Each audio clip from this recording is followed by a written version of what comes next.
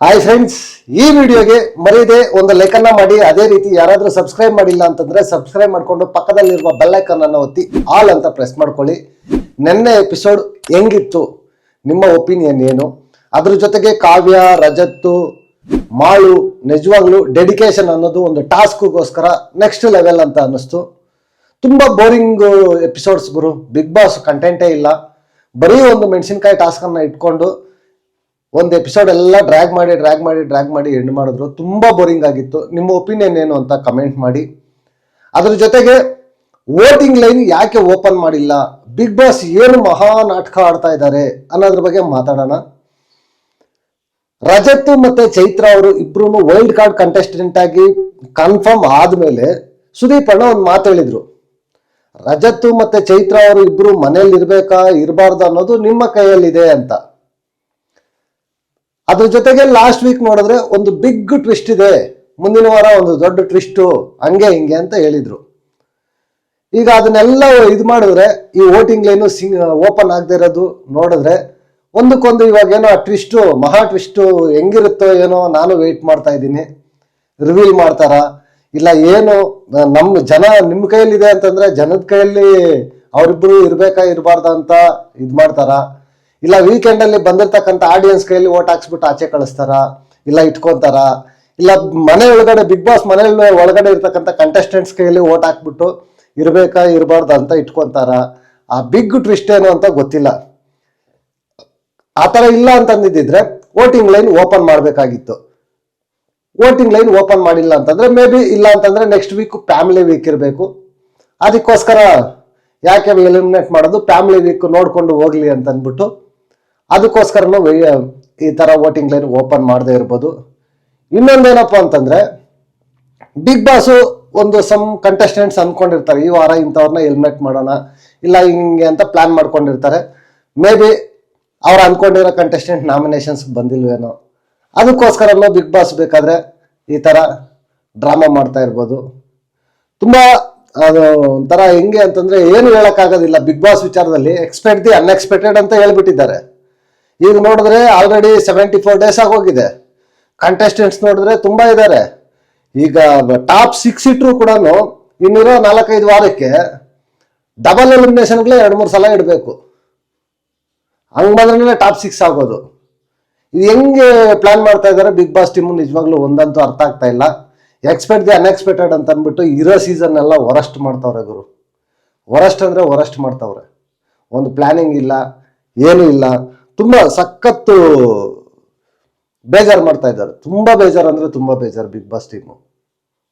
ಇಲ್ಲ ಯಾವಾಗ್ಲೂ ಹೇಳ್ತಾ ಇದ್ರು ವೋಟಿಂಗ್ ಲೈನ್ ಓಪನ್ ಆಗಿಲ್ಲ ಅಂತಂದ್ರೆ ಅಲ್ಲಿ ಡಿಸ್ಕ್ಲೇಮರ್ ಒಂದು ಆಗ್ತಾ ಇದ್ರು, ಈ ವಾರ ವೋಟಿಂಗ್ ಲೈನ್ ತೆರೆಯುವುದಿಲ್ಲ. ಹಾಕ್ಬಿಡ್ಬೇಕಾಗಿತ್ತು ಫಸ್ಟ್ ಅಲ್ಲೇ.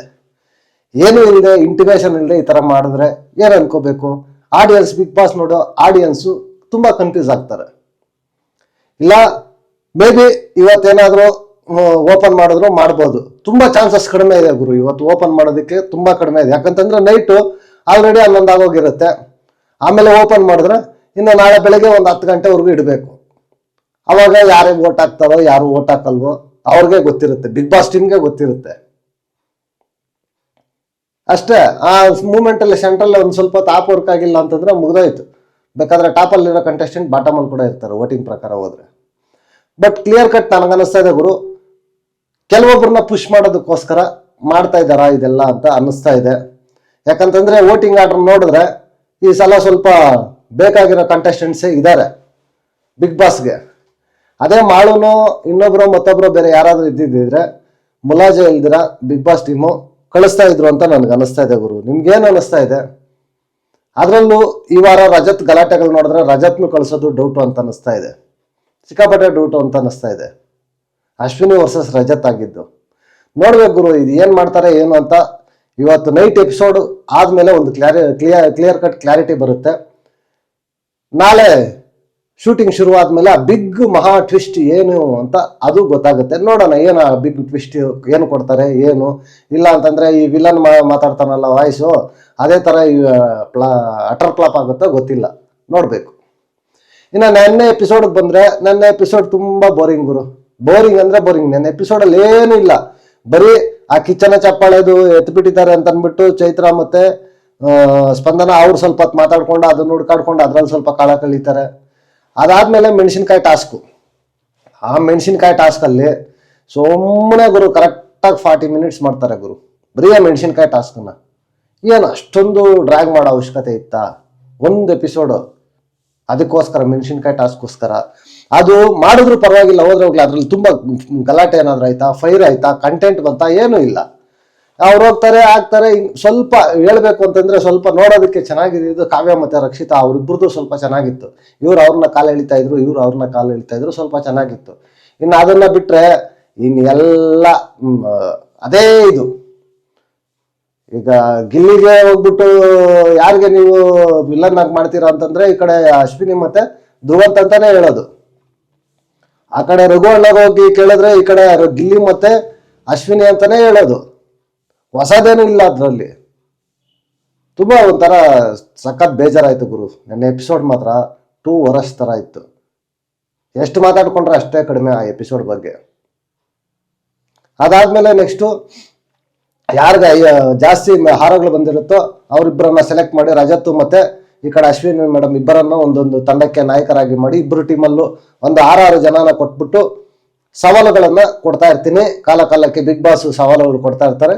ಬಜಾರ್ ಒತ್ತಬೇಕು. ಬಜಾರ್ ಒತ್ತಿದಾದ್ಮೇಲೆ ಯಾರು ಫಸ್ಟ್ ಬಜಾರ್ ಒತ್ತಾರೋ ಅವ್ರ ಟೀಮಿಂದ ಇದನ್ನ ಮಾಡಬೇಕು ಅಂತ ಹೇಳಿರ್ತಾರೆ. ಇನ್ ಕೇಸ್ ಮಾಡಿಲ್ಲ ಅಂದ್ರೆ ಆಪೋಸಿಟ್ ಟೀಮ್ಗೆ ಪಾಯಿಂಟ್ ಹೋಗುತ್ತೆ ಅಂತ ಹೇಳ್ತಾರೆ. ಫಸ್ಟ್ ಬಜಾರ್ ಅನ್ನ ರಜತ್ ಅವರೇ ಒತ್ತಾರೆ. ಎಪಿಸೋಡ್ ಅನ್ನ ಸ್ಲೋ ಮೋಷನ್ ಅಲ್ಲಿ 0.5 ಅಲ್ಲಿ ಇಟ್ಕೊಂಡು ನೋಡಿ. ಕ್ಲಿಯರ್ ಆಗಿ ರಜತ್ ಅವರ ಫಸ್ಟ್ ಬಜಾರ್ ಅನ್ನ ಒತ್ತಾರೆ. ಅಲ್ಲಿ ಅಶ್ವಿನಿ ಮೇಡಮ್ ಆರ್ಗ್ಯುಮೆಂಟ್ ಮಾಡ್ತಾರೆ, ಇಲ್ಲ ನಾನೇ ಬಜಾರ್ ಅನ್ನ ಫಸ್ಟ್ ಒತ್ತಿದ್ದು ಅಂತ. ಇಲ್ಲ, ಕ್ಲಿಯರ್ ಕಟ್ ರಜತ್ ಅವರೇ ಫಸ್ಟ್ ಬಜಾರ್ ಅನ್ನ ಒತ್ತಾರೆ. ಫಸ್ಟ್ ಚಾಲೆಂಜ್ ಏನು ಅಂತಂದ್ರೆ ಕಲರ್ಗೆ ಏರ್ ಹಾಕೋಬೇಕು. ಬಿಗ್ ಬಾಸ್ ಆದೇಶ ಬರೋವರೆಗೂ ಅದನ್ನ ವಾಶ್ ಮಾಡೋದು ಕೂಡ ಇಲ್ಲ ಏರು ಅಂತ ಹೇಳ್ತಾರೆ. ಕಾವ್ಯ ಟಾಸ್ಕ್ಗೋಸ್ಕರ ಆದ್ರೂ ಕೂಡ ತುಂಬಾ ಡೆಡಿಕೇಶನ್ ಕೊಟ್ಟು ನೆಕ್ಸ್ಟ್ ಲೆವೆಲ್ ಅಂತ ಹೇಳ್ಬೋದು ಗುರು. ಅದೇ ರಾಶಿಕಾ ನಾನು ಮಾಡಲ್ಲ ಅಂತ ಹೇಳ್ತಾರೆ. ಬಟ್ ಆದ್ರೂ ಈ ಕಡೆ ಕಾವ್ಯ ಅವರು ಸಖತ್ತಾಗಿ ಆ ಟಾಸ್ಕ್ ಅನ್ನ ಮಾಡಿ ಕಂಪ್ಲೀಟ್ ಮಾಡಿ 1 ಪಾಯಿಂಟ್ ತಂದು ಕೊಡ್ತಾರೆ. ಅದಾದ್ಮೇಲೆ ನೆಕ್ಸ್ಟ್ 2ನೇ ಇದು ಬಜಾರ್ ಬಂದಾಗ ಅದು ರಜತ್ ಅವರೇ ಹೊಡಿತಾರೆ. ಅಲ್ಲಿ ಬಿಗ್ ಬಾಸ್ ಏನ್ ಹೇಳ್ತಾರೆ, ಪರ್ಮನೆಂಟ್ ಟ್ಯಾಟೋ ಹಾಕ್ಸ್ಕೋಬೇಕು ಅಂತ ಹೇಳ್ತಾರೆ. ಬಟ್ ಟ್ಯಾಟೋ ಹಾಕ್ಸ್ಕೊಳ್ಳೋದಕ್ಕೆ ರಘು ಅಣ್ಣ ರೆಡಿ, ಈ ಕಡೆ ರಜತ್ ರೆಡಿ ಅಂತೆಲ್ಲ ಒಂಥರ ಖುಷಿಯಾಗೇ ಇರ್ತಾರೆ. ಬಟ್ ರಜತ್ ಡಿಸರ್ವ್ ಗುರು ಟ್ಯಾಟೋ ಹಾಕ್ಸ್ಕೊಳ್ಳೋದಕ್ಕೆ. ಯಾಕಂತಂದ್ರೆ 2 ಸಲ ವೈಲ್ಡ್ ಕಾರ್ಡ್ ಆಗಿ ಬಂದು, ಫಸ್ಟ್ ಸಲ ವೈಲ್ಡ್ ಕಾರ್ಡ್ ಅಲ್ಲಿ ಬಂದು ಫಿನಾಲೆಗೆ ಹೋಗಿದ್ದು. ಬಟ್ ಬಿಗ್ ಬಾಸ್ ಫೇವರಿಸಮ್ ಇದೆ ಅವ್ರಿಗೆ, ಲಾಸ್ಟ್ ಸೀಸನ್ ಆಗಿರ್ಬೋದು. ಅವರು ಟ್ಯಾಟೋ ಹಾಕ್ಸ್ಕೊಳ್ಳೋದ್ರಲ್ಲಿ ತಪ್ಪೇನಿಲ್ಲ ಅಂತ ನನ್ಗನ್ನಿಸ್ತು ಗುರು. ರಜತ್ ಡಿಸರ್ವೇ ಇದ್ದಾರೆ, ಹಾಕ್ಸ್ಕೋಬಹುದು. ಯಾಕಂತಂದ್ರೆ ರಜತ್ಗೆ ಇಷ್ಟೊಂದು ಪಾಪ್ಯುಲರ್, ಇಷ್ಟೊಂದು ಇದು ಎಲ್ಲ ಬರಬೇಕು ಕಾರಣ ಅಂತಂದ್ರೆ ಬಿಗ್ ಬಾಸ್ ಸ್ವಲ್ಪ ಚೆನ್ನಾಗಿ ಸಖತ್ತಾಗಿ ಆಯ್ತು. ಆ ಟಾಸ್ಕ್ ಕೂಡ ಕಂಪ್ಲೀಟ್ ಆಯ್ತು. ನೆಕ್ಸ್ಟ್ ಮಾಳುಗೆ ಅಶ್ವಿನಿ ಮೇಡಮ್ ಇನ್ನೊಂದು ಬಜಾರ್ ಹೊಡಿತಾರೆ. ಅದು ಎಪಿಸೋಡ್ ಅಲ್ಲಿ ಹಾಕಿಲ್ಲ. ಅದು ಮಾಳು ಹೆಡ್ ಶೇವ್ ಅನ್ನ ಮಾಡ್ಕೋಬೇಕು ಅಂತ ಆಂಡ್ರಾ ರಸಲ್ ಟೈಪ್ ಅಲ್ಲಿ ಸೆಂಟ್ರಲ್ಲಿ ಮಾತ್ರ ಬಿಟ್ಬಿಟ್ಟು ಸೈಡ್ಗಳೆಲ್ಲ ಫುಲ್ಲು 0 ಮಾಡಿಬಿಟ್ಟು ಒಂಥರ ಕೋಳಿ ಹುಂಜ ಇದಿರುತ್ತಲ್ವಾ, ಜುಟ್ಟಿರುತ್ತಲ್ವಾ, ಆ ಥರ ಮಾಡ್ಕೋತಾರೆ. ಸಖತ್ತಾಗಿತ್ತು. ಮಾಳು ಡೆಡಿಕೇಶನ್ ಕೂಡ ಸೂಪರ್ ಅಂತ ಹೇಳ್ಬೋದು. ನೆನ್ನೆ ಇಲ್ಲ ಗುರು, ಈ ತರ ಎಪಿಸೋಡ್ ಆಗ್ಬಿಟ್ರೆ ತುಂಬಾ ವರಸ್ಟ್ ಅಂದ್ರೆ ವರಷ್ಟು. ಇವಾಗಲೇ ಹಿಂಗಿದೆ.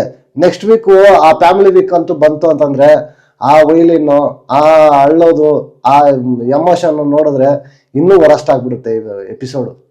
ನಿಜವಾಗ್ಲು ಇನ್ನೂ ಏನು ಒಂದು ಟಾಸ್ಕ್ ಇರಲ್ಲ, ಏನೂ ಇರಲ್ಲ. ಪಾಸ್ ಪ್ಲೇ ಇದೊಂದು ಕೊಡ್ತಾರೆ ಗ್ಯಾರಂಟಿ. ಅದು ಕೊಟ್ಬಿಟ್ಟು ಎಲ್ಲ ಸೀಸನ್ನು ಅದೇ ಮಾಡೋದು. ಪಾಸು ಪ್ಲೇ ಕೊಟ್ಬಿಟ್ಟು ಬರೀ ವಾರ ಎಲ್ಲ ಅದನ್ನೇ ಮಾಡ್ತಾರೆ. ಫ್ಯಾಮಿಲಿ ವೀಕು ತುಂಬಾ ಬೋರ್ ಹೊಡಿಯುತ್ತೆ ನಿಜವಾಗ್ಲು.